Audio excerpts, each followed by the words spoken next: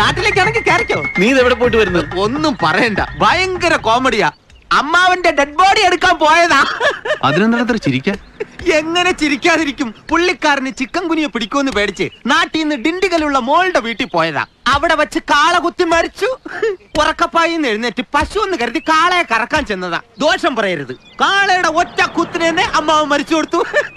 കൊതുകിനെ ഭയന്ന് കാളയ്ക്ക് ജീവൻ അർപ്പിച്ച ആ മഹാ മനുഷ്യന് വേണമെങ്കിൽ ഒരു നോക്ക് കണ്ടോളൂ. ചിരിക്കരുതേ.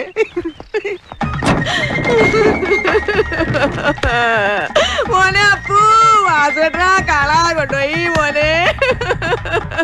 എനിക്കിനി ആരുമില്ലടാ. വിഷമിക്കാതിരിക്കും, ഇതിലും വലുത് ഏതാണ്ട് വരായിരുന്നു. ഇങ്ങനെ തീർന്നെന്ന് കരുതിയാ മതി.